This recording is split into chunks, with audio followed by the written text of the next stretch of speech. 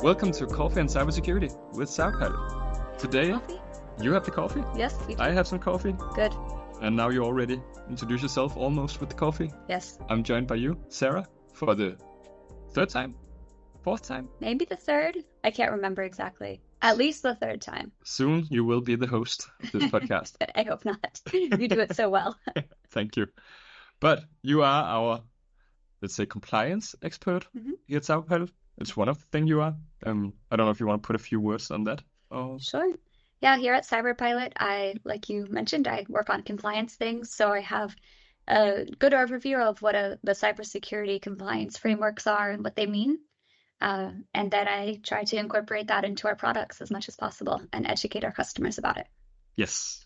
And that's also why you're here, because NIS2 is coming. It's something that a lot of our customers are talking about, and also people who are not our customers. A lot of people are worried, don't know quite what it is and how to approach it and what is actually expected of them. Is anything expected of them? So we're going to talk about NIS2.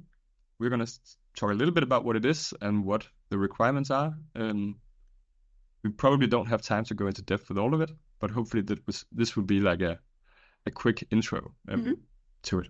Yes. Yes. We don't want to bore anyone with the long list of requirements. We have a blog post for that that people can find. But maybe you'll start just saying what NIS2 is. Sure. As shortly as it can be done. Yeah. So very generally, NIS2 is a new EU-wide cybersecurity directive, which means it will apply to all of the countries in the EU, and every country needs to make their own laws that make NIS2 happen in their country. And what it does is it says that all of the essential service providers, basically, in the EU need to have a higher level of cybersecurity so that as a whole, the EU will be more secure. So it's strengthening the cybersecurity of the types of organizations that provide essential services like food manufacturers and pharmaceutical makers, banks, those kinds of entities. Hospitals, yes. Critical infrastructure. Energy, yes. Yeah. To make sure that if they do have a cyber attack, they are more resilient than they would have been before. Yeah. So it's about trying to secure us all. Yes. In Europe. Yes. It's trying to increase Europe's security by targeting the organizations that would have the greatest impact if they were affected.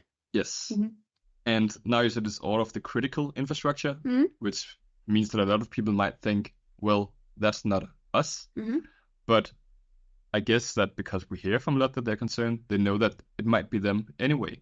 Because even though it's the critical infrastructure that are the first ones in the spotlight for this, there are a possibility that it will also affect the rest of all the companies. Yeah.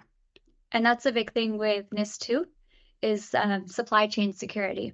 So NIS2 says that all of the critical organizations have to secure their supply chains, which means that even if you aren't directly in scope, you could be affected because you are a supplier for one of those organizations. Yes. So it's safe to say that a lot of companies will be affected.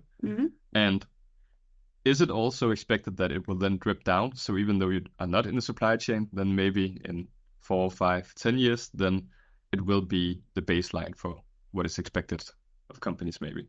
Yeah, great point. It is.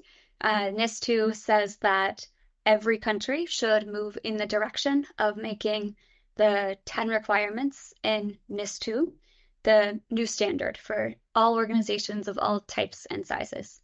So it might not impact you today, but it will likely impact you later. And there's no problem with getting started now. It'll only benefit you.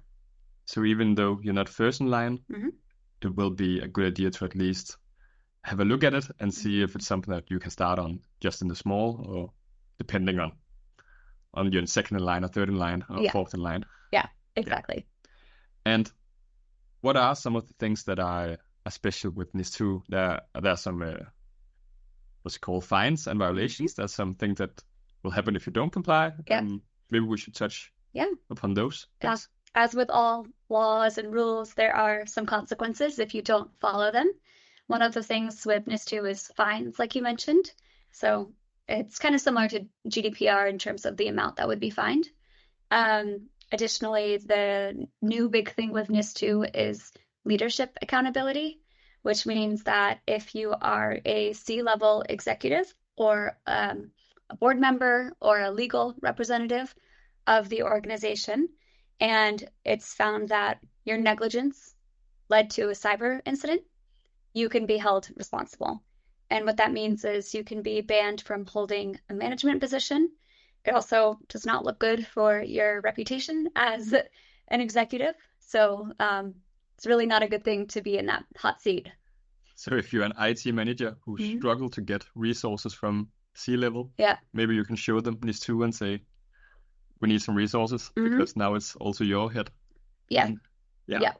And in general, an IT manager at the manager level would not be held accountable. It's really like the CISO who would be held accountable. But at the end of the day, it requires teamwork from all sides to make NIS2 compliance happen. Yeah. So, yeah. So that's fines and personal accountability. Yes. Another thing, we talked about reputation already, but only for the individual level. Also a thing on the entire organization level.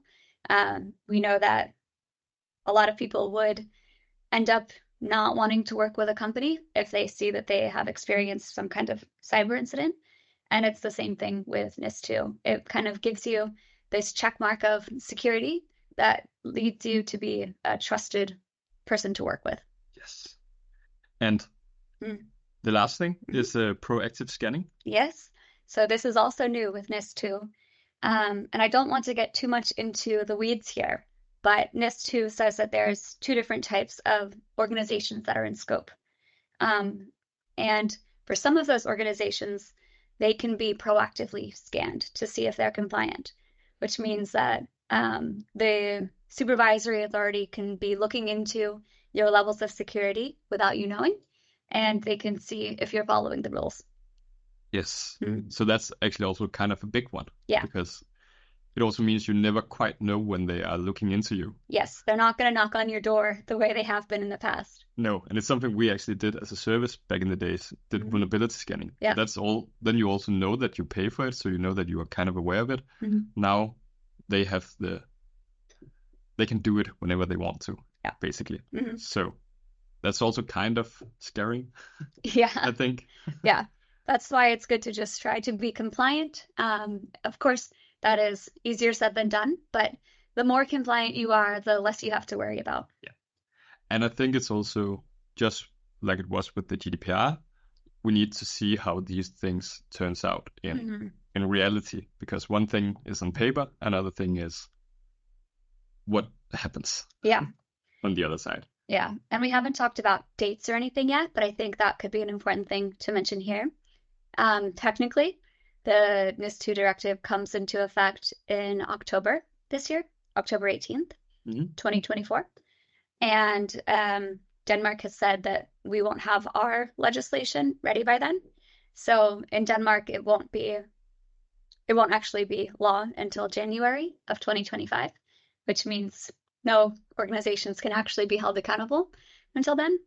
But they've also said that there's likely to be a grace period, kind of like there was with GDPR, where you'll have a number of months before anyone is actually checked up on, just because organizations are still getting compliant and getting ready. And at the same time, so is the government.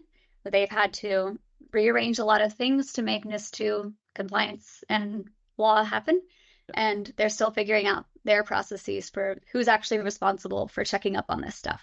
So we don't expect a rain of fines in the first days, or a lot of C-levels get fired. Yeah, not in January. Not in January. So there's probably time, but I think we can't say that, but it will probably be. I think a lot of people saw that the GDPR might have been a little bit underwhelming, especially in Denmark. Yeah, there hasn't been that many fines, but this might be different. We can't just go and say, okay, but they were so slow with the fines with the GDPR, so we don't expect any fines here. It is good to get started, because who knows? And this is cybersecurity on another level than than personal data, which could be seen like a subfield in it. Yeah. That's also important, of course. But Yeah. It's interesting because one of the reasons that NIS2 was made was because the EU could see that every country was enforcing the original NIS directive differently, kind of the way every country does that for GDPR. And it'll be interesting to see if the new directive actually changes anything there, just because we do see that every country has their own way of doing things and a different amount of resources that they've put towards actually finding and enforcing these infringements. yes, And maybe if there's differences in how countries approach GDPR enforcement and NIS2 enforcement. it's interesting. Yes. But that's what it is, and Yeah. what the potential harm it can do if you don't do it. So hopefully you know that you have to at least have a look at it and see where you are today. But I think that it's also safe to say that if you do normal good security practices, you're already on the right track. Yes. Because there are 10 minimum requirements, and as mentioned, we don't have time to go through them all, but maybe we can just dip our toes in some of them. Yeah. Yeah. Yeah. So yes, there's 10 minimum requirements that every country or every company needs to apply. And a good way to think about that is looking at some of them as the basic requirements, which many organizations already have probably, or mostly have. If not, they can start there. And if not, it's a very, very easy place to start.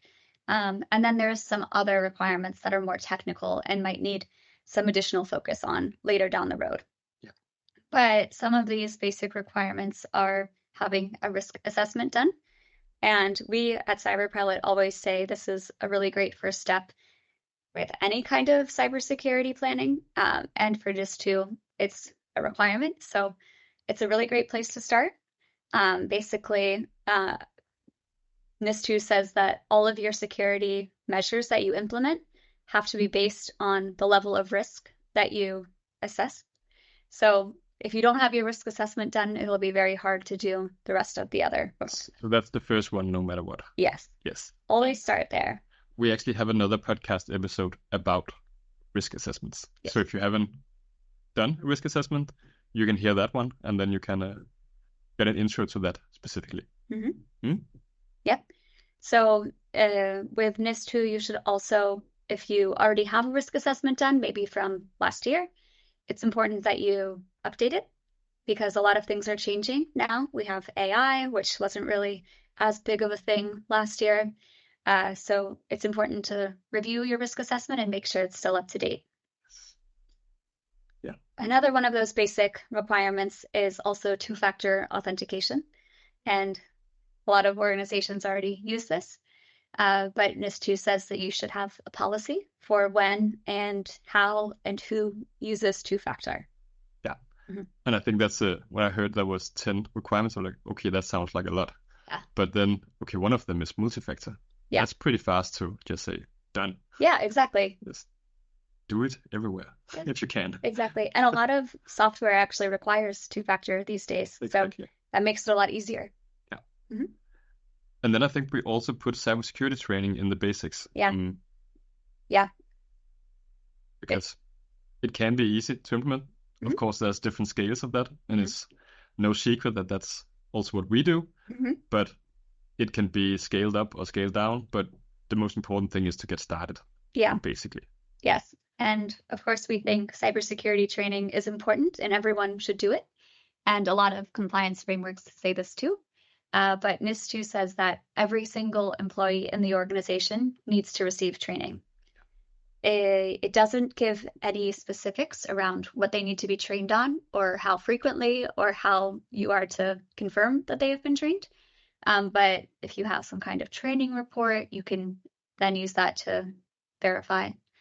But it's really important to train because we at CyberPilot believe that awareness and knowledge lead to good behavior and good security habits. So if you need your employees to be practicing good security, they need to know how to do that. Yeah, when.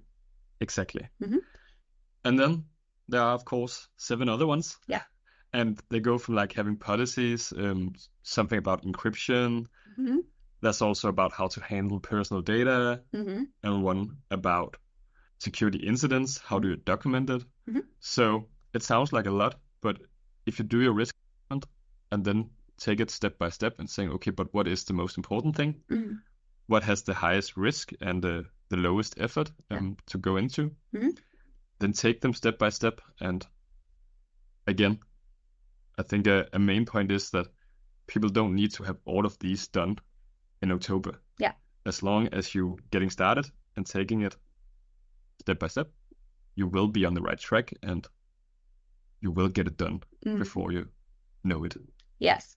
So a good way to get started, like you said, is the risk assessment and seeing which of the requirements you already meet. Maybe you already have the policies in place or procedures that you have. And then just doing kind of like a gap analysis to see what holes need to be filled. And maybe you can also prioritize those based on the level of risk. Yes. And maybe you find out that you already do 5 of them. Yeah. And then that's great. That's really great. Then you're in an awesome place to get started. You have several months left to figure out those last 5. Yes. But is there anything else about NIS2 that you think that we should cover today? I would say training is a very important thing with NIS2, because leadership has the ultimate responsibility for NIS2 compliance.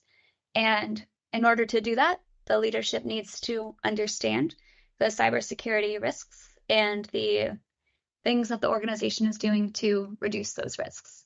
So that means that leadership has to know what things like encryption mean and what the solutions are that the organization is using for encryption. So a lot of leaders will need to be trained on some of these technical terms that they might not have had to work with in their past lives. So not everybody needs this level of training, but since the C-level executives and board members can be held accountable, it's important for them to actually have that training. Yes.